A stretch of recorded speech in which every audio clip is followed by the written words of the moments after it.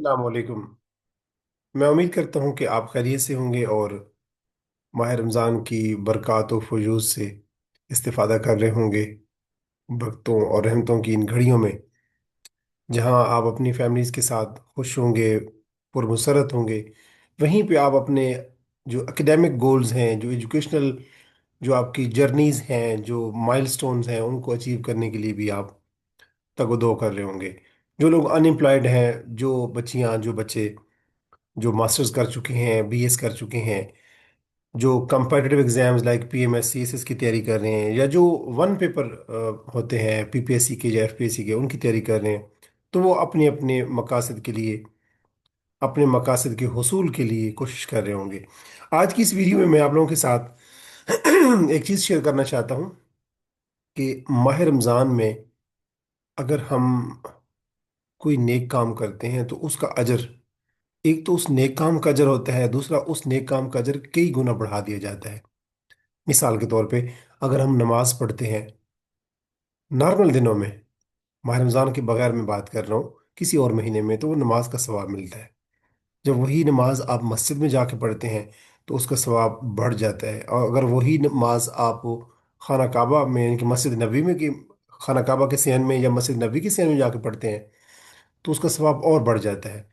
और इसी तरह जब कोई नमाज आप माह रमज़ान में पढ़ते हैं तो उसका सवाब कई गुना, इवन कि कुछ अहादीस के मुताबिक, कुछ रिवायात के मुताबिक 70 गुना बढ़ जाता है।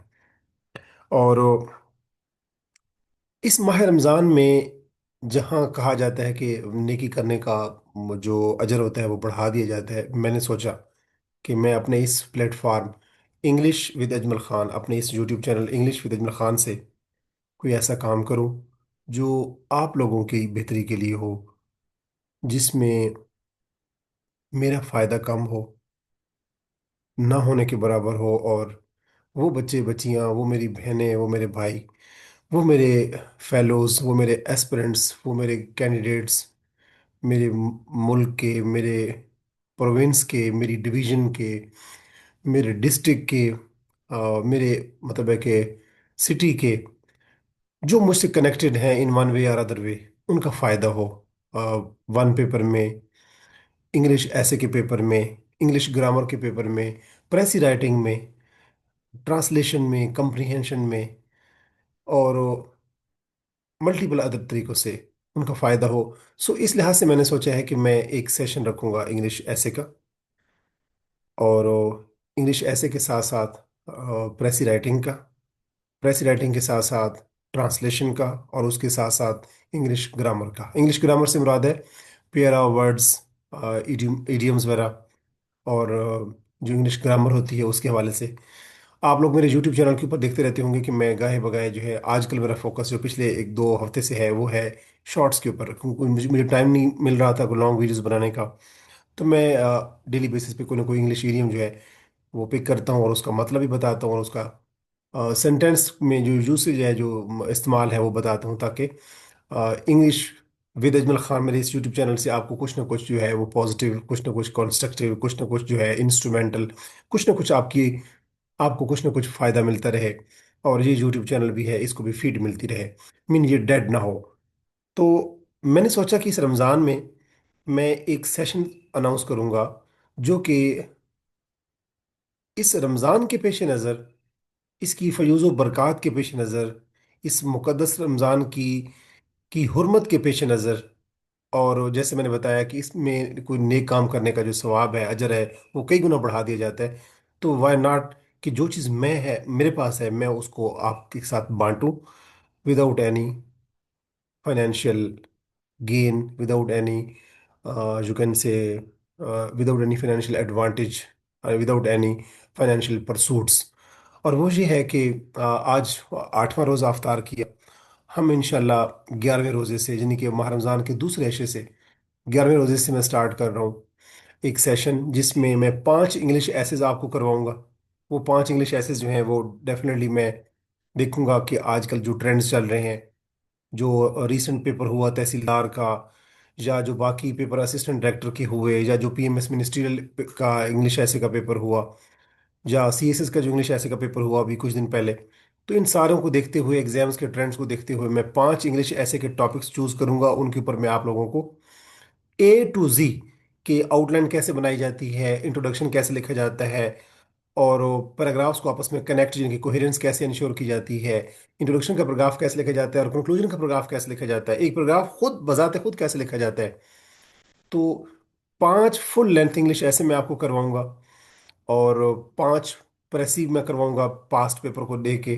जैसे अभी ADPP का पेपर हुआ, असिस्टेंट डिस्ट्रिक्ट पब्लिक प्रोसिक्यूटर का, तो उसमें भी प्रेसी आई। तो मैं 5 प्रेसी की पैराग्राफ होंगे वो करवाऊंगा, उनका मैं सोल्यूशन दूंगा, यानी कि उनको अटेम्प्ट करना सिखाऊंगा आपको, उनकी एक्सरसाइजेस करवाऊंगा आपको। इसी तरह 5 ट्रांसलेशन के पैराग्राफ में आपको करवाऊंगा, उर्दू टू इंग्लिश, जो कि PMS के पेपर में अमूमन आते होते हैं। इसके अलावा इंग्लिश ग्रामर में मैं आपको ईडियम्स, पेयर ऑफ वर्ड्स और सेंटेंस करेक्शन जो है उसके ऊपर मैं, और एक्टिव वाइज पैसिव वाइज, यानी कि जो इंग्लिश ग्रामर के जो डिफरेंट एरियाज हैं, डोमेन्स हैं, मैं उनको करवाऊंगा। वो भी मैं इसी तरह 5 डोमेन्स उठाऊंगा। जैसे एक पेयर ऑफ वर्ड्स की डोमेन है, एक ईडियम्स की डोमेन है, एक सेंटेंस जो स्ट्रक्चर या सेंटेंस करेक्शन की डोमेन है। इसी तरह आप कह सकते हैं कि जो बाकी डोमेन्स हैं, like punctuation, like active voice passive wise, तो इनको मैं 5 डोमेन्स ये भी कवर करवाऊंगा आपको, ताकि ये जो आने वाले एग्जाम्स हैं, लाइक PMS है, CSS है, या जो FPSC के पेपर होते हैं, उसमें आपको पता है कि हर पेपर में 100 मार्क्स का जो पेपर होता है उसमें 20 मार्क्स की इंग्लिश होती है, जिसमें सिनोनिम्स भी आते हैं, एंटोनिम भी आते हैं, पेयर ऑफ वर्ड्स भी होते हैं, सेंटेंस स्ट्रक्चर भी होता है, और उसमें ईडियम्स भी होते हैं। तो ये जो चीज़ें हैं इंग्लिश की, ये PPSC के पेपर में भी होती हैं, FPSC के पेपर में भी होती हैं। FPSC के पेपर में कुछ ज़्यादा होती हैं, PPSC के पेपर में भी होते हैं। तो 11वें रोजे से, यानी कि 2 दिन बाद, 3 दिन बाद, 11वें रोजे से लेकर 20वें रोजे तक, ये जो 10 दिन होंगे, इसमें मैं आपको 5 इंग्लिश एसेस फुल लेंथ, 5 प्रेसी पास पेपर की, 5 जो है वो उर्दू टू इंग्लिश ट्रांसलेशन, और 5 डोमेन जो है इंग्लिश की वो मैं करवाऊंगा। और ये जो सेशन मेरा होगा ये टोटली फ्री होगा।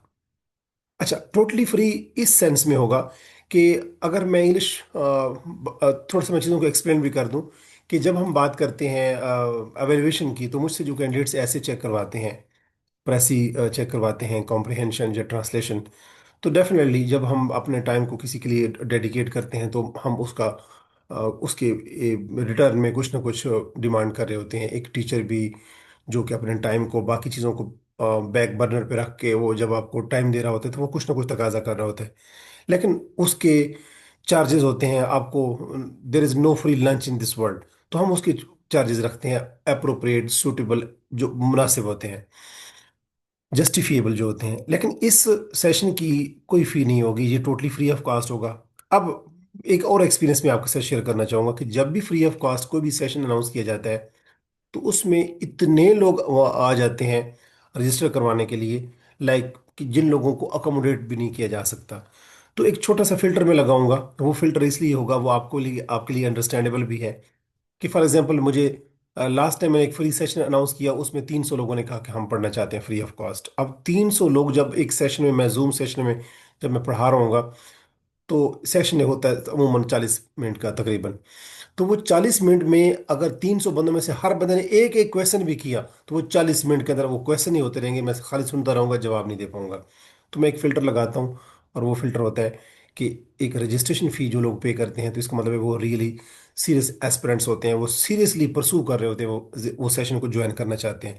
जब जब हम एक फ़िल्टर लगाते हैं कि ये रजिस्ट्रेशन फ़ी है लाइक 1000 रुपी, तो स्टूडेंट जो सीरियस होते हैं वो 1000 पे करते हैं, क्योंकि उन्हें पता होता है कि हमें इन रिटर्न जो है वो एक फ्री सेशन मिल रहा है, जिसमें मल्टीपल चीज़ें हम समझेंगे। तो वो अपनी फ़ी भी सबमिट करवाते हैं, वो रजिस्टर भी होते हैं, एनरोल होते हैं, और वो उसको परसू भी कर रहे होते हैं। हालांकि फ्री का मतलब ये होता है कि उसमें कोई भी चार्जेस नहीं होते, मैं इस बात को समझता हूँ। लेकिन ये फिल्टर इसलिए ज़रूरी है कि इसमें जो नॉन सीरियस कैंडिडेट्स होंगे वो अपने आप को रजिस्टर नहीं करवाएंगे। एंड आप सब जानते हैं कि 5 English full length, sorry, full length 5 English essays, 5 precis, 5 Urdu to English translation, और 5 डोमेन्स को कवर करवाना, it takes time, it means a lot, it requires so many efforts. Even कि आप एक इंग्लिश ऐसे भी फुल लेंथ करवाते हैं A to Z, तो उसके लिए जो उसकी केमिस्ट्री है, जो उसकी साइंस है, उसको समझने के लिए it it requires much efforts. I would need to put serious efforts to make you understand the art or science of how to write English essay.